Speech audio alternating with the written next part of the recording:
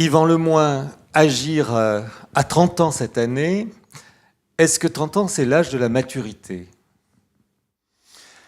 En tout cas, c'est le bel âge. C'est l'âge où on a appris beaucoup de choses. C'est l'âge où on peut profiter de l'expérience et repartir pour un nouveau départ en pleine vie, avec plein de projets. Et je suis absolument certain que ce sera le cas d'Agir dans les années qui viennent.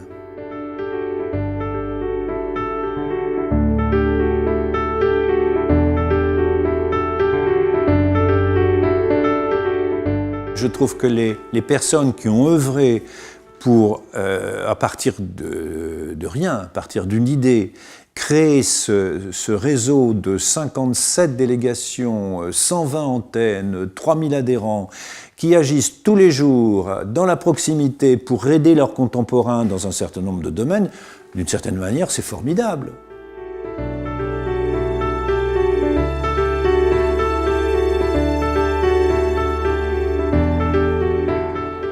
J'avais envie d'avoir une retraite heureuse, utile, et on s'est lancé dans l'aventure en me disant qu'on allait trouver de nouvelles solidarités, de nouvelles convivialités. Moi, c'est ça qui m'a motivé. On allait se trouver tous égaux, tous participer ensemble à un projet où on a mis quoi? On a mis deux mois à l'élaborer, ce projet. Je suis heureux de voir que ce petit apport que nous avons apporté, en particulier Bernard et moi, eh bien, a grandi facilement, que nous avons certainement cherché à travailler, à mettre sur rail un certain nombre de choses qui étaient nécessaires. Eh bien, maintenant, je me sens très heureux de voir que ça a marché et que de proche en proche, les adhérents sont devenus je dirais, d'excellents collaborateurs de cette initiative.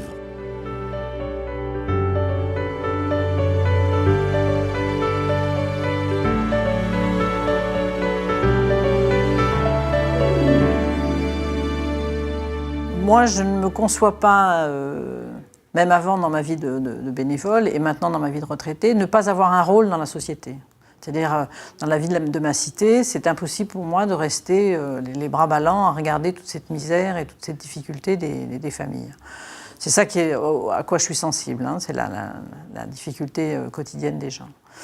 Donc, Agir m'a permis de continuer ce que j'aimais faire dans mon travail, que je n'avais plus envie de faire ou que je ne pouvais plus faire. Et je m'épanouis tout à fait dans ce travail-là. Agir m'a fait comprendre. La première chose, c'est qu'il y avait une deuxième possibilité, une deuxième réflexion après l'arrêt de sa vie professionnelle, celle qui vous donne une retraite. Et que ce n'est pas en prenant sa retraite qu'on s'arrête et qu'on va pleurer. Je suis retraité, je m'emmerde, etc. Qu'est-ce que je fais? Je m'occupe de mes petits-enfants, etc. Donc Agir m'a dit, c'est la première chose que ça m'a dit. La deuxième, c'est que les compétences que j'avais, je pouvais les utiliser. Je pouvais continuer à les utiliser. Les utiliser pour soutenir des personnes dans la difficulté. Je crois à l'homme, hein. Je crois que l'homme, c'est la passation de consigne en passation de consigne. On passe la consigne pour les suivants. C'est pas l'importance qu'on va avoir, c'est pas l'image qu'on va... Ça n'a aucune importance, l'image qu'on a. Ce qui compte, c'est qu'est-ce qu'on a laissé aux autres et qui vont se dire, tiens, si ce mec-là n'avait pas été là, pour me booster un peu. Ce que j'aime beaucoup dans Agir, c'est qu'on a tous des parcours de vie extrêmement différents, des parcours professionnels extrêmement intéressants, ce qui m'a permis de rencontrer des gens que j'aurais peut-être pas rencontrés. Ça, c'est pour les adhérents d'Agir. Puis j'ai quand même fait des missions en France quand je pars pas, hein, je veux dire auprès de personnes en insertion où j'ai rencontré ça permet le lien entre aussi les différentes générations. Ça, c'est très important. Ça permet à nous, qui sommes dans notre dernière étape de vie, de continuer à donner sens à notre vie en apportant notre expérience de vie. Il ne faut pas oublier qu'en Afrique, on devient sage à partir du demi-siècle et on a un devoir de restitution de son expérience de vie. C'est un devoir. Bon, chez nous, les personnes âgées, parfois on les laisse un peu de côté. Eux, ils sont stupéfaits quand on leur dit que nos parents sont dans des maisons de retraite ou autres. Bon, on leur explique ce qu'est une maison de retraite et ils sont un petit peu outrés parfois. nous disant que bon, les contacts avec leurs fils ou leurs petits-enfants, enfin leurs enfants, leurs petits-enfants, ne sont pas ce qu'ils devraient être et ce qui est chez eux. Ces contacts chez eux sont très étroits avec les personnes âgées. Pour eux, ce sont des, je dirais presque des demi-dieux, hein, les grands-pères, les grands-mères. Ils s'en occupent beaucoup. Donc c'est vrai que ça... Probablement ce qui se faisait chez nous il y a quelques dizaines ou voire centaines d'années, chez eux c'est tout à fait fréquent, enfin c'est tout à fait normal. Donc voilà le type de relation qu'ils nous apportent. En plus ils sont très tolérants. Et chez nous c'est pareil, on l'est un peu moins, je crois d'année en année, on l'est un petit peu moins toujours. Dans d'autres civilisations, ce sont des gens très tolérants. L'essentiel c'est ce qu'on apporte aux gens. Si on a le sentiment de leur apporter quelque chose, si eux-mêmes, lorsqu'ils nous quittent, ont le sentiment qu'on leur a apporté quelque chose, bah c'est une bonne journée. J'avoue que c'est ce qui m'intéresse le plus, ce sont les gens. Et ils ne sont jamais les mêmes. Et l'amitié qu'on rencontre dans ces missions, où les gens sont en plein travail, ils y gagnent leur vie, ils ont des difficultés, et ils sont eux-mêmes, ils sont foncièrement eux-mêmes. Et je crois que c'est ça que j'aime bien, c'est rencontrer les gens. C'est une grande chance de partir pour donner ce qu'on a reçu comme expérience, comme talent, comme savoir-faire. Mais la première chose à faire, c'est de savoir qu'est-ce qu'on sait faire. De quoi est-on capable? Quelle est ma compétence? Et une fois que c'est bien identifié, de la peaufiner cette compétence. C'est pas parce qu'on est à la retraite qu'on a fini d'apprendre. Au contraire, on a enfin du temps pour se perfectionner dans ce qu'on choisit de rendre un peu pointu. Parce que si on part en mission, c'est parce qu'il y a des problèmes.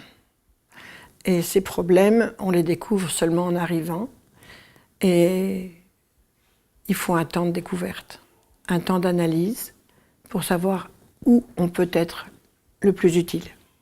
Si vous rencontriez un candidat au bénévolat qui serait tenté par Agir ABCD, qu'est-ce que vous auriez envie de lui dire? Eh bien, j'en rencontre tous les ans parce que je participe au salon des associations de Rueil où je recrute, entre guillemets, des bénévoles. Et on est là pour présenter.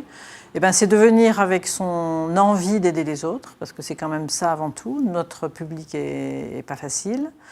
Savoir se mettre à la place des autres, donc écouter, l'écoute, et puis l'envie d'être dans une équipe qui met à disposition toutes ces compétences différentes. Moi, je n'impose aucune action, je propose de faire ce qu'on a envie de faire avec ce qu'on est. Christiane Lux, vous êtes à Agir maintenant depuis un certain temps. Si vous aviez à tirer un bilan de votre action dans le cadre d'Agir, quel serait ce bilan? Bon, un bilan positif, hein. Je ne serais pas restée aussi longtemps, parce que quand on est à la retraite, on a quand même le choix de partir ou de rester, ce qu'on n'a pas durant la vie professionnelle. Donc ça, c'est un privilège. Et non, je trouve toujours... bon, c'est très bateau, mais la petite phrase qu'on entend souvent, c'est de rajouter de la vie aux années et non pas des années à la vie. Et donc là, sans regret, mais... alors c'est très personnel, on se fatigue quand même. Après, donc moi ça fait 8 ans, oui, presque 9 ans, et quelque part, il y a une certaine, non pas une lassitude, mais une certaine fatigue où on se dit, ralentissons quand même notre investissement, voilà. Alors, toujours la grande phrase de mes enfants, « Mais maman, pense un petit peu à toi quand même. » Voilà. Mais ça doit être aussi un petit peu égoïste, parce que quelque part, je ne leur donne pas toute mon énergie qui me reste, mais que je la disperse un petit peu. On se laisse prendre très facilement par cet engagement. Au début, bon, on s'investit, on donne 10% de son temps, et petit à petit, on atteint facilement 40 ou 50% de son temps libre. Et il faut veiller quand même à ce que ça ne déborde pas trop sur sa vie personnelle. Il faut continuer à se garder des espaces, je dirais, de liberté. Il faut savoir poser des limites. Mais moi, j'encourage les bénévoles à adhérer à l'association, car ils trouveront toujours leur plaisir. Et c'est l'essentiel aussi. Que chacun y trouve sa place et que chacun y trouve son plaisir.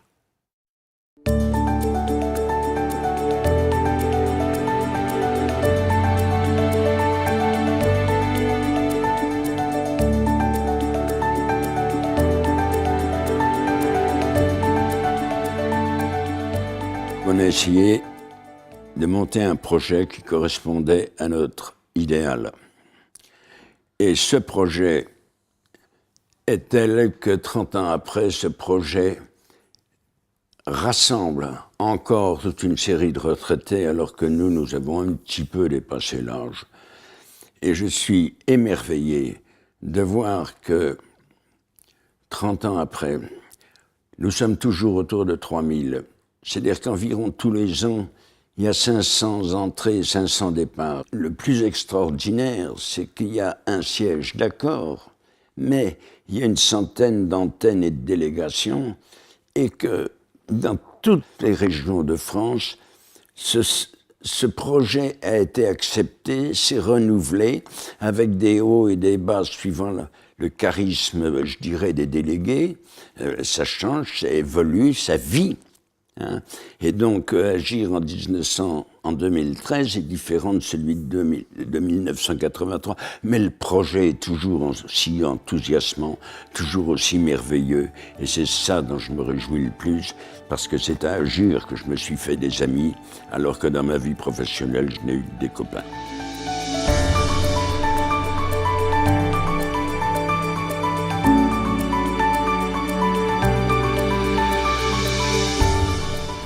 Yvan Lemoine, est-ce que vous avez des vœux à formuler pour votre association?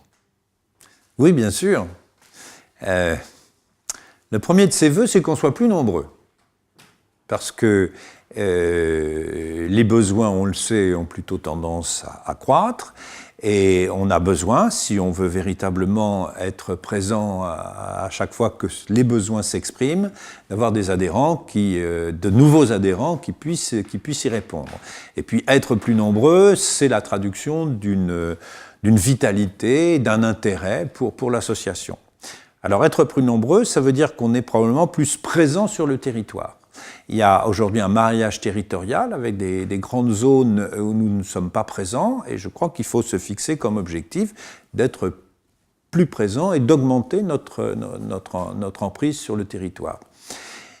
Autre vœu, celui que de plus en plus nous fonctionnions en réseau, c'est-à-dire que notre association soit l'occasion d'un partage, d'une mutualisation de toutes les bonnes initiatives, de façon à ce que chacun puisse profiter du travail de l'autre, et que nous constituions tous ensemble, par ces échanges, une force, et donc quelque chose de plus efficace. Jacqueline, Agir ABCD Paris. Anne-Marie, Agir ABCD Arras. Jacqueline, Agir ABCD, délégation du Rhône.